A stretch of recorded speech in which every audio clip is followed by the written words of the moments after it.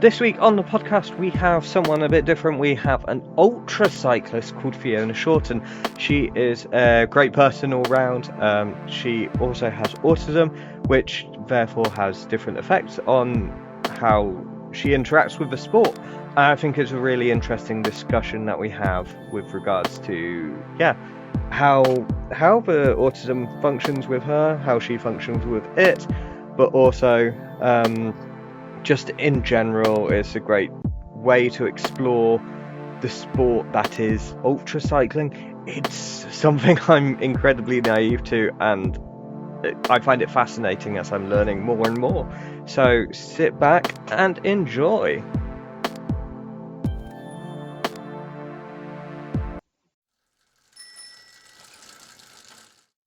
Hello, good morning. Thank you so much for joining me. How are you? Morning. Yeah, good, thank you. Good. Thought that would start with a nice, easy question. It's kind of an obvious one, but like, how did you get into cycling? Where did your love of it sort of stem from? So it's quite recently, really. I think Hmm. so in lockdown I started to run and learnt to swim and then got a bike because I decided I wanted to do a triathlon.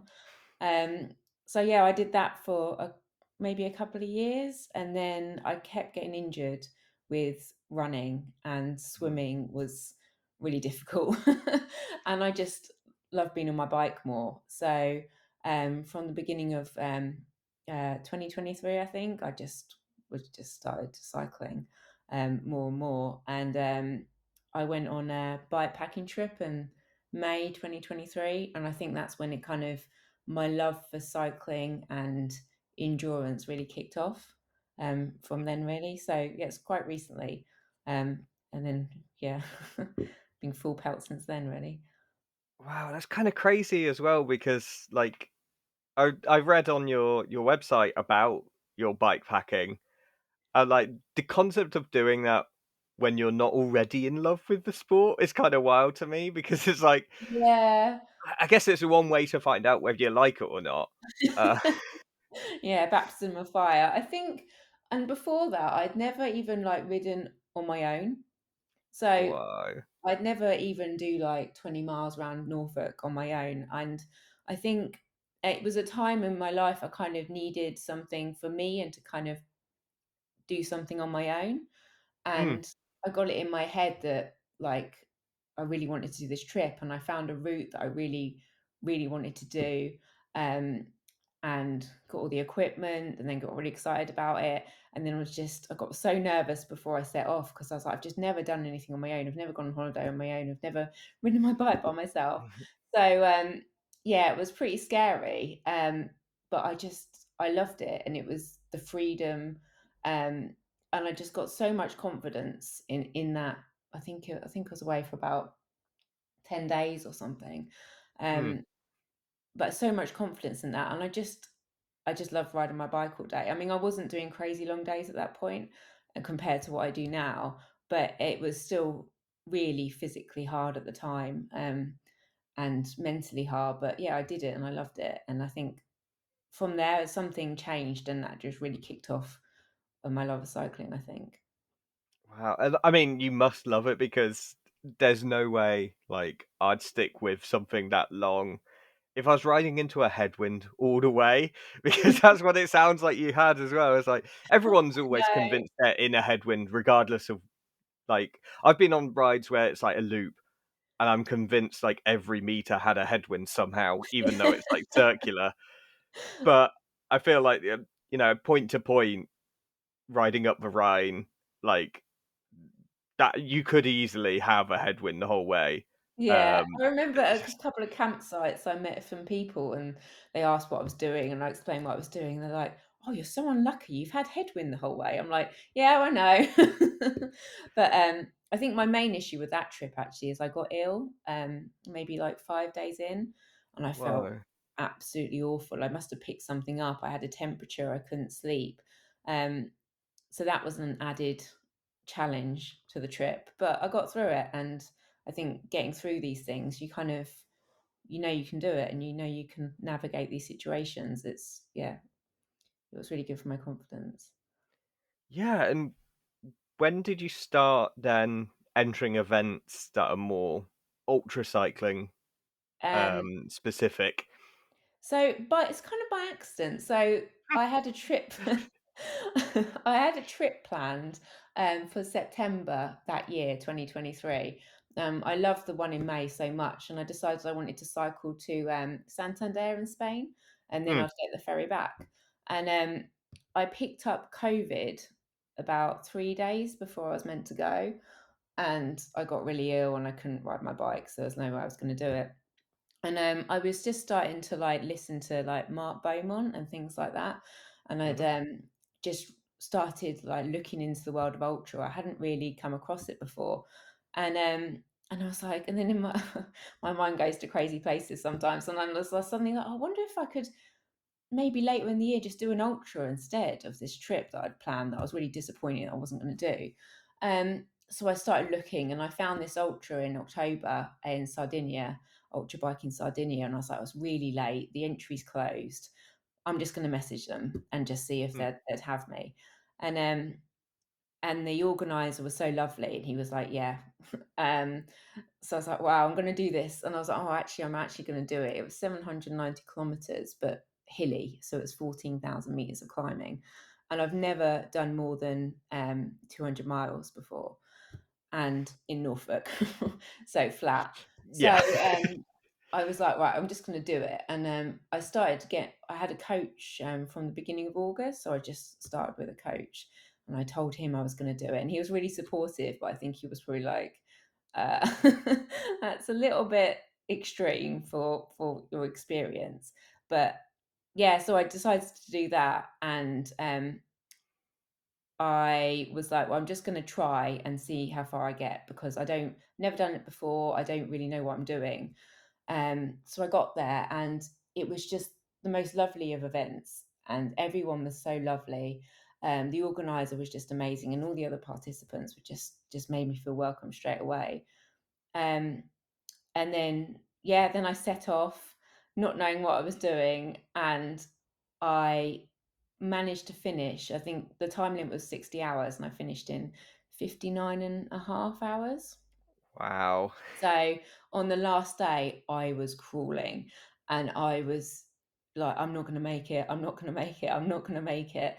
And I could barely pedal. Like I'd mucked up so much in hindsight, I'd done so many things wrong.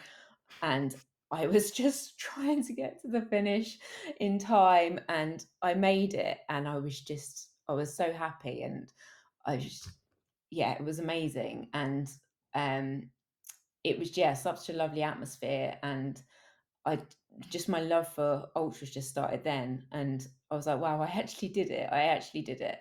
Um, and actually, I went back the year after, so I went back last year because it's become a thing that I just love that event. And I finished it like 8 hours faster, but also feeling so much better, like finishing Mm. feeling strong and I could keep cycling rather than the first time when I finished I couldn't hold my neck up and and I was just like completely dead. um I was physically on my limit, and then to finish it last year feeling like strong and happy and like can get, yeah, it was great. That's Yeah. crazy as well. Like finishing 790K and going, probably could have done 800, I suppose. Like, were you tempted to just keep going for an extra 10 just to get that round number, or did you just go, uh I could do more, no, but I'll. No, it didn't actually come into my mind. I think I was just so happy to finish, like, feeling like that, and, Mm. I really wanted to, yeah, finish feeling like that, and then I had a shower, had a nap, and then spent the rest of the day, like, with other participants and then seeing other people come in, and it was really nice. It was just such a nice atmosphere, and I was just, yeah, super happy to have finished that much quicker and feeling like that. Um, yeah. Wow. I mean, again, I would not be having a nap. It would be like a full-on hibernation. Like, wake me up in 100 years, please. Like, that's like, how do you even train for such events? Because it's like you can't just get up, get out. As you said, like Norfolk is famously flat. Like, I'm from Yeah. Lincolnshire, it's the same. Like, well, that's it. It's known for having airfields because most of it's flat. I just happen to live on the ridge, so it's like we get all the hills. But yeah, like, how do you can't just like nip out and do a quick 15 hours. It's Yeah, like, it's yeah. so my coach now is an expert in ultra races. She's won loads of ultra races, and she really knows what she's doing. And she's had me doing a lot of like I can do a long ride around here and then do like sweet spot efforts in it or tempo efforts in it to kind of simulate hills. Um, Also, I'm lucky enough to have spent a bit of time in Spain, so that helps doing some hill Mm, practice there. But a lot of it is being able to do long days one after each other. So not just going out and doing a 200-mile ride and then resting for the next day, whatever. So a lot of my training is doing back-to-back days so that I I kind of simulate that being tired and then still having mm, to get up and then do another long day. So yeah, two 200-kilometer back-to-back days, and then progress that to 300-kilometer back-to-back days, and limiting that sleep. So starting the first one late in the day, and then the next one early in the day. So you kind of limit that sleep. Yeah, things like that. So it's just a lot of building that aerobic base, really. Yeah. yeah. And one thing that I just kind of thought about is like, how do you like with the best will in the world, how do you not get bored? Because like to me, I'm like 200k is a that's a long old stint. Like, and Yeah. I'm struggling after 3 hours. I'll be honest.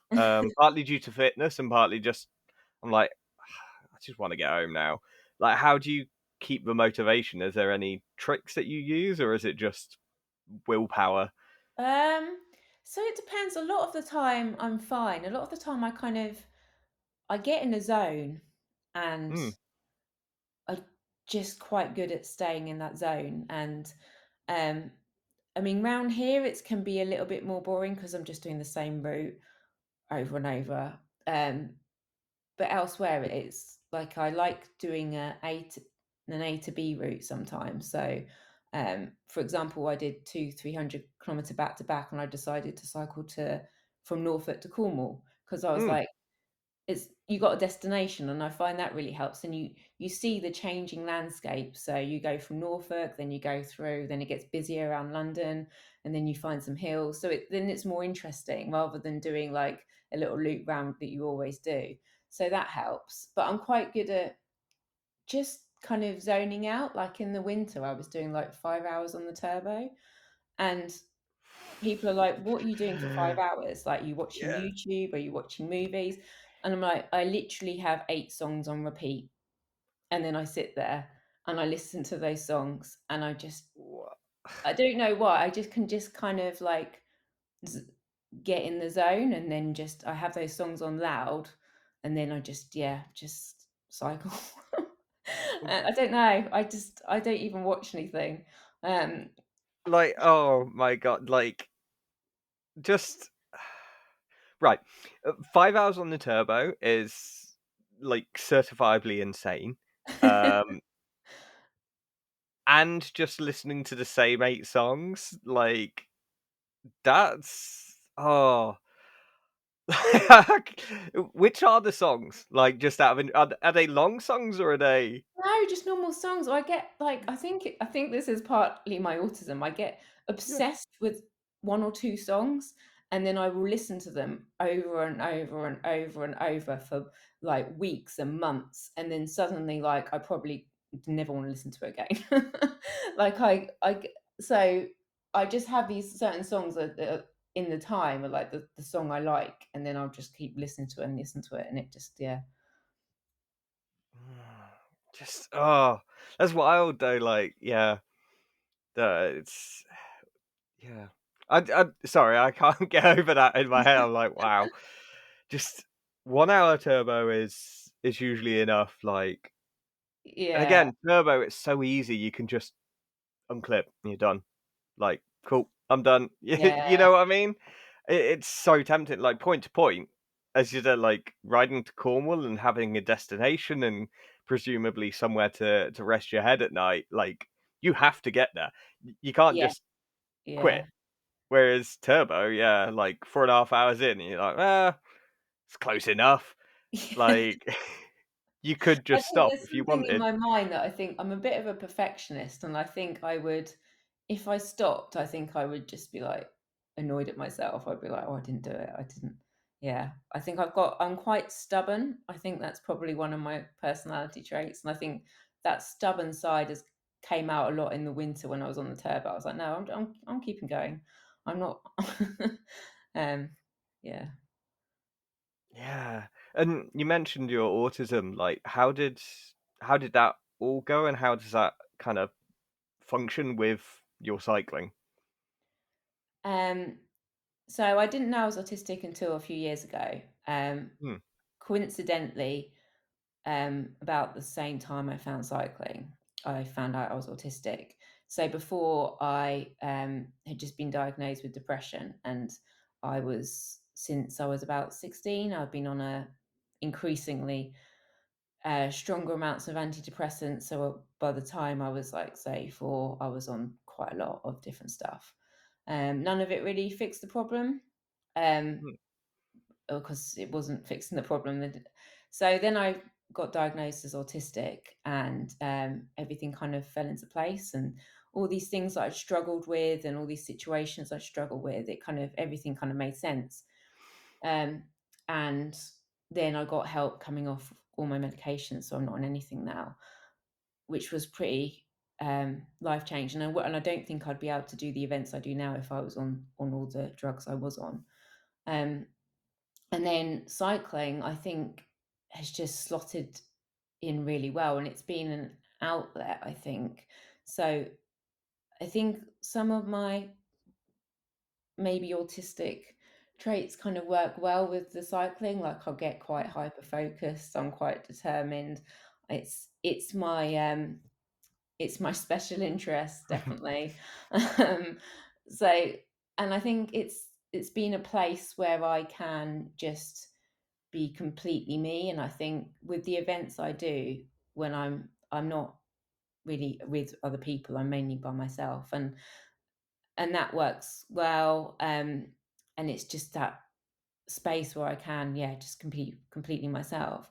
But not only that, it's actually allowed me to make more friends than the last 2 years than I have like my whole adult life, because I found a group of people who I click with, who completely get me, and allowed me to socialize in the kind of situations that I'm more comfortable with. So I don't ride a lot with other people, but when I do, it's easier to have a conversation because um, you're you're not sitting there trying to make eye contact. You've got natural distractions from the conversation, like there's traffic lights or a car or a bird or whatever. You're not expected to hold down a conversation the whole time. You've got things in common. I can talk about what rides you've done, what rides you want to do, what training. So it's it's made an outlet to make socializing a lot easier for me as well. Yeah, so it's been amazing and pretty life changing, I think, in how I can manage myself and be happier and make those connections. yeah. And how did you find it, like, actually finding out so late in well, not late in life, but you know what I mean, like, you've had all your Yeah. childhood and a fair bit of adulthood without knowing, and I can assume it's hugely, like, groundbreaking to go and have everything make sense, but it also makes you kinda question everything that's happened before and go, "Oh, was this is this just part of the human condition, or is this just part of who I am?" And how did you find that side of things? Yeah, I mean, it's been, to be honest, I'm still coming to terms with a lot of things and trying to work out Mm, things. I think because I've gone so long not knowing and so long being so confused that to find out when you're like 34 or 35, I can't remember exactly how old I was, that it's hard then to kind of, it would have been a lot easier if I was younger, I think, to Mm. know. And and still like cycling's really helped and knowing's really helped, but I still sometimes think, oh, am I putting on a mask right now? Is that what I really think? Is that what I really want to do? Like sometimes. Um, so yeah, and yeah, it is really hard. And I think it's really encouraging now to see the awareness and that more, especially women, are being diagnosed much, much, much younger. And I Mm. think that is so important because I know that if I'd been diagnosed as a child, I think that, I mean, my 20s would not have been the struggle they were, I don't think. So I think it's, yeah, so important. That's why I like talking about it, because I think the more people are aware, yeah, the better, really. Yeah. Yeah, absolutely. And yeah, you reminded me about like how the tests are kind of they're geared up for essentially boys taking them in kind of Yeah. 8 to 10 year olds are like the ideal target for those for the tests of diagnosis. A 34-year-old woman isn't the ideal target, No. which means it's hard to get the result that's accurate. And Yeah. yeah, I think more needs to be done in terms of diagnosing women, um, and making tests more accurate and more suited for them, as well as you know, it's great that there are tests, but the tests aren't perfect, and No. maybe there never will be a perfect test, but we want to get as close as we can to it, um, and Yeah. want to make outcomes better for everyone. Definitely. And the waiting lists are crazy as well. I mean, I ended up, um, luckily I was in a situation in my work where they paid for me to do a private assessment basically through the insurance. But, and it was kind of, I really wanted to do it quickly because of the medication, and Mm, I really wanted to start coming off it, and the doctors wouldn't help me until I had that diagnosis. So for me, there was a time thing. I didn't want to wait 3 years, which is what I was being told through the GP. Um, I mean, I was still probably not even done it now, which is crazy. So mm. yeah, and it's just really important to for women, and especially to have that support, really. Yeah, yeah, and it's lovely that work were able to pay for that. I know there's some workplaces where people are hesitant to even mention neurodiversity because Yeah, there's a stigma attached. Um, and you know, some people just end up bottling it up, and there's even been cases where people have said it and regretted it. And I don't want that for the future. I want people to no, be authentic and to be themselves, and you know, in all facets, like neurodiversity as well as LGBTQIA plus yeah, situations. Like, I just want people to be themselves and not have to mask or anything like that, or pretend they're something they're not. yeah, Um, definitely. so yeah. Um, Going back a bit to cycling, like, how do you derive success? I know you mentioned your coach as, she's won multiple events. Is it for you a case of results bring you success, or yeah, what kind of is success for you?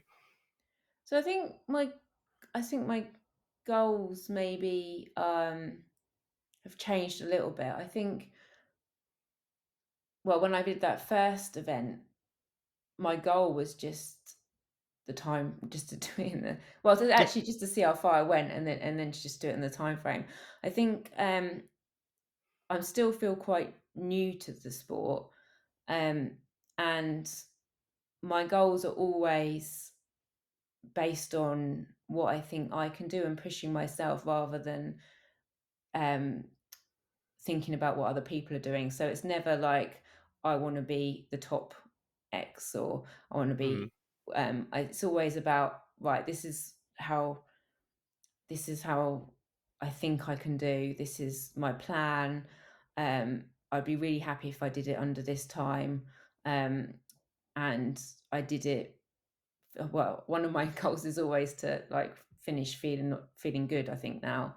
Um, but goals as such a long event, then things change quite quickly, and you can't plan for everything. Um, but this year has been a bit of a strange year. I started with a race across Spain in Mm, April, so that was my first event of the year. But I was in not a great place, and I okay. think I was getting a bit burnt out. I went into it with weeks of not being able to sleep, um, not feeling good. I'd lost all my confidence. I wasn't I wasn't in a good place, and I think I was burnt out. And I went into it with all of that, and I lasted just over 5 hours before I DNF'd, which Okay. is nothing. And I was really upset during that whole 5 hours, and I was like, I'm not safe. I'm burnt out. I can't do this. I'm not enjoying it. What I need to stop. So I Mm, stopped, and it was a really hard decision, and I really kind of beat myself up about it. Like, what are you doing? Like, you're mm, stopping like 5 hours into a race, because your head's not there, not your body. I was the fittest I'd ever been, but my head wasn't there. I couldn't face the thought of going cycling through the night. I was cold, and I was like, I don't want to cycle through the night. I can't. My head's not there. So I stopped, and then I had a week or so of reflecting on that, and I spoke to a lot of people and my coach and things about like what the problem was, and I really lost my confidence. I was like, I don't think I can ride long days. I don't think I can do more than 3 hours. I don't think I can do it. So I went through a really like negative space, and then gradually I started to build my confidence. I started to do some longer rides, and then I did that one to Cornwall to for myself, just completely for myself. I was like, I want to mm, do it, and I'm going to do it. And then I did it, and then that really helped. I was like, well, I did it. I'm fine. I can still do it. I have still got it. Like that was a blip. April was a blip, and then I found a race in the Netherlands called the Asser Epic. So that's 1,000 kilometers. I was like, I really want a long race before my longer race in mhm, July, um, just to prove to myself that I can do it. So my goal going into that, my success criteria was to finish it. I mean, I'd like to have done it under 60 hours was in my head what I wanted to do. I had a plan. Um, and if I could do it, I could finish it feeling strong, finish it under 60 hours would be amazing. Um, and then, yeah, I went into that, and then I managed to finish it in under 59 hours, even though I had to stop for a couple of hours with a thunderstorm, and finished. I was fighting for get into the top 10. I didn't quite manage it, but I was the first female by about 15 hours. wow. Um, so I was really happy with that. But the main thing I was really happy with wasn't really what I'd compare how I came with other people. It was that like I got that back. I got that confidence back. I Mm, had a plan. I stuck to the plan. I didn't freak out. I didn't panic. Um, and I did it. And I think that was so important for me to finish it, and succeeding was finishing it, getting that confidence, and knowing that I can use that now to step into my main goal, which is VIA. Um, so yeah, that was really good. Um, wow. yeah. So that was a long No, long no, answer that's to perfect. your Like, question, but yeah. um, because I'd love to talk about Via now. I have a base understanding, having quickly read about it on your website, that basically it's like point to point, but it's free planning. Like you Yeah. choose the route, which would be a disaster for me because I've managed to like yeah, one of the first rides I did when I was younger, I ended up on the A1. Um, Yeah, Oh, I was no. just like, "Oh, I'll explore some villages," and then the village road took me to the A1. I was like, "Well, I can't think of another way round," so just yeah, just cruised on the A1 for a bit to get home. Wow, okay. Yeah, the folly of youth. I was invincible then. I was 15. Yeah, 15 Oh, probably. So, wow. young, silly. Um, because I didn't know any better, I think. Yes, I yeah, didn't yeah, realize like this is actually a really scary road. It's just like this is how I have to get home. So, yeah, it's what you wow. do. Um, but yeah, like how do you find the route planning side of things and like how much time do you spend planning in terms of getting a route sorted and I guess if you were doing it as a video game, you'd call it like theory crafting.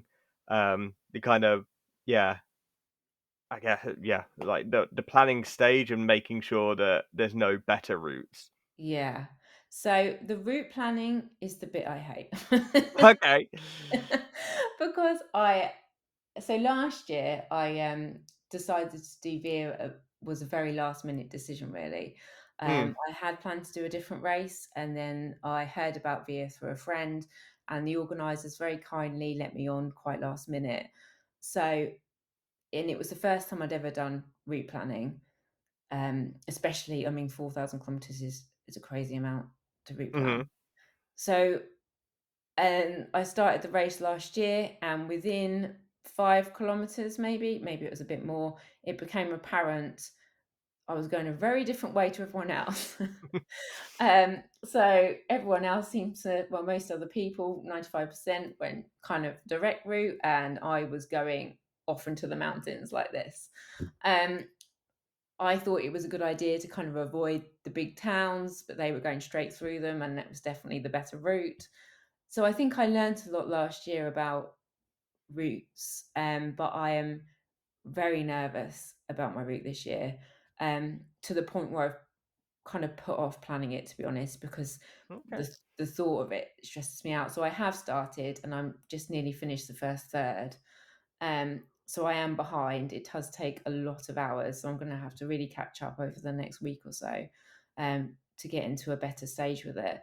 But I do find it hard, and especially with this one because there's decisions to make. So you get kind of certain gates, and then you get two refuges, they're called, which are like kind of like checkpoints. So Mm, there'll be people there and like food and things.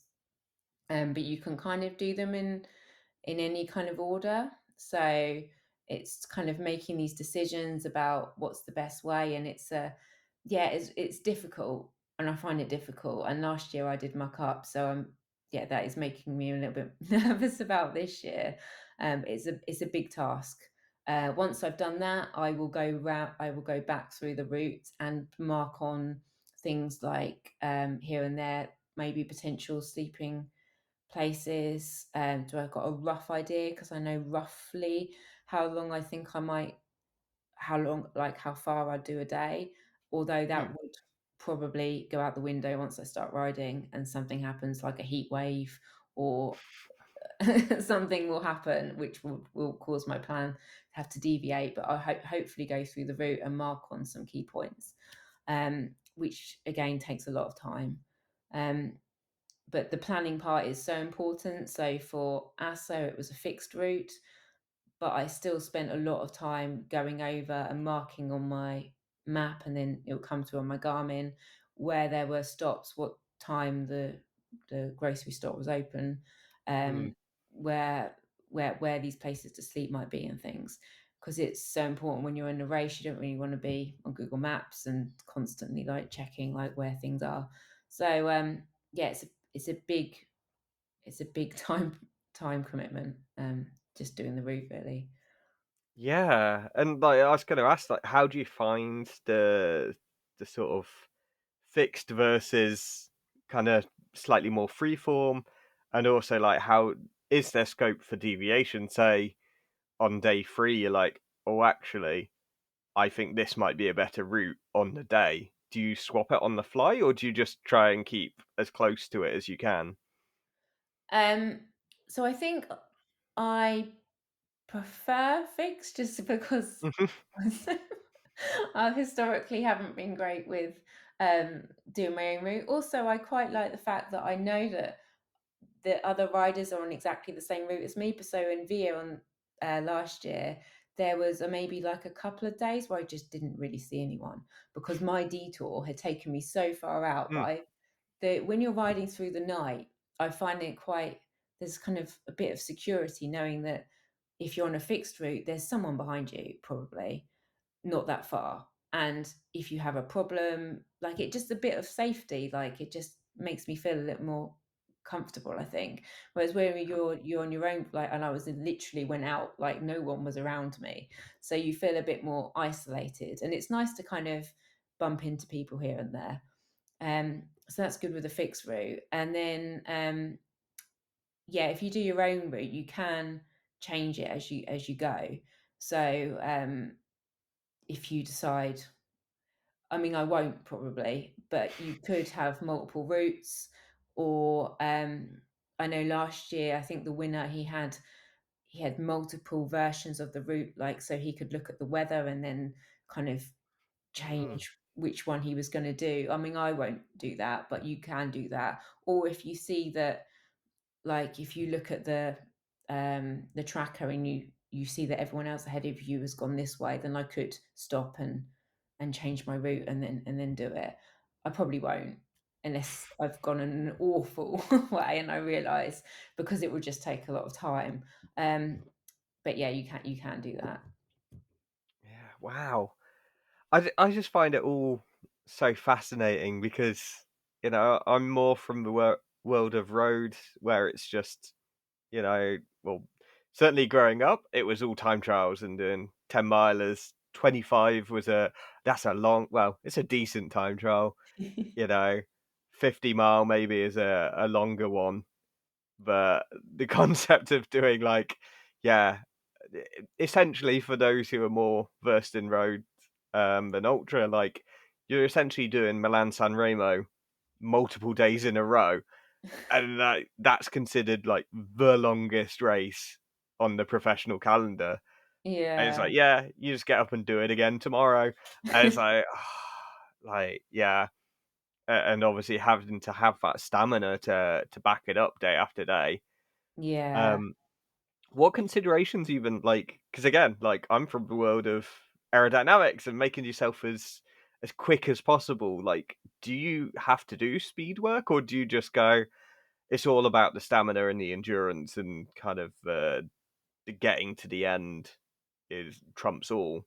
Yeah. So it's a lot about my zone two and how big that is really is important but I do a lot of in training I do a lot of obviously interval work VO2 max interval sweet spot whatever to try and get that zone 2 up and on a natural race I'll be looking to I mean I'm not going to be looking to be in threshold or VO2 max for any substantial amount of time. It's all about um limiting how my power drops. So I suppose, like, obviously, on the first day, I'll be quite comfortable riding in middle to top zone two all day. But I mean, by the 10th day, you're not going to be holding middle zone two. Like, you're going to be zone one, Hmm. realistically. So it's about, yeah, how long you can, yeah, not fatigue and keep that going.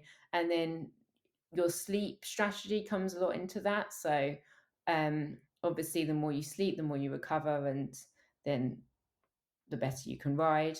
So on an event like this, that with Via, I'll be aiming for 4 hours a night. On a shorter race, it's 90 minutes I try and get. So yeah, that's my strategy. But And yeah. again, like the parameters for this are so wild that you're like, oh yeah, you need lots of sleep, like 4 whole hours. I'm like, I'm useless off 4 hours of sleep. Like, I think it's yeah, very much person dependent. So some yeah. people will be sleeping a lot less than that. Some people will be sleeping more than that and going faster in when they're moving. So I think it takes time to like last year when I did VIA, I very much was all over the place. It took me about 4 or 5 days to work out what worked for me, because Mm. you try and copy what other people are doing. Like the first night, I didn't really sleep because I was trying to copy what everyone else was doing, and it didn't work for me. And then I on the second day, I found really hard. So it's very individual, like what you want to sleep for, um, where you sleep, hotels, or you sleep in a bivvy. So yeah, very person dependent. You can't just do what someone else is doing because it might not work for you. The same with food and things. So yeah. Yeah. I guess that's the sort of individual nature of sport, isn't it? That, and again, kind Yeah. of tying back to what we discussed earlier about having to be yourself. You can't be a facsimile of someone else. You have to No. just be authentically you, and that's how you'll get the best out of yourself. Yeah, definitely. And not, I think what I've also learned, you can't, so the first day it's really easy to get kind of in kind of I can't think of the word, kind of everyone see what everyone else is doing and want to Mm. just go fast, and oh, everyone else is going really fast, I better go fast, I'm getting behind, and no one else is stopping for sleep the first night, I can't stop for sleep. But if you do that, I think what I found, if I do that, I stress myself out, and I burn myself out. So it's very much having the confidence that it's a marathon, not a sprint. Hmm. You can't win a race like that on the first day, but you can definitely lose it and cause yourself to have to stop. So you have to just have the confidence that you're fine. You need to just go at your own pace. Don't run out of the blocks. um yeah, and yeah, that will work out. Oh, nice. Well, how can people keep up with you in the metaphorical sense of, find you on social media, find out what rides you've been doing, keep up with your racing and events? So I've got an Instagram that I try and update regularly, and then Strava and things, and then I try and post about my races and major things on my blog as well. So yeah, that's Ultra Fiona. It's where you can find me. Awesome. Well, links to those will be in the description and probably on screen right now. You'd be able to see it when I've done the editing. Um, And yeah, all that's left for me to say is thank you so much for your time, and I wish you the best of luck in VIA. By the time this has come out, you've probably completed it and shortly writing a blog about it. So people Hopefully. will be able to tie everything up and see, yeah, this is the before, and they'll get to read about the after. Oh, great! Thank you very much. Well, there you go. That was a lovely little chat that we had. I hope you enjoyed it as much as we did. It was, as I said, very informative. Fiona's just a great person, and I can't wait to try and keep up with her progress and all the races that she's doing, and those feats of endurance that I just find mind-boggling. So yeah, until next time, we'll see you around.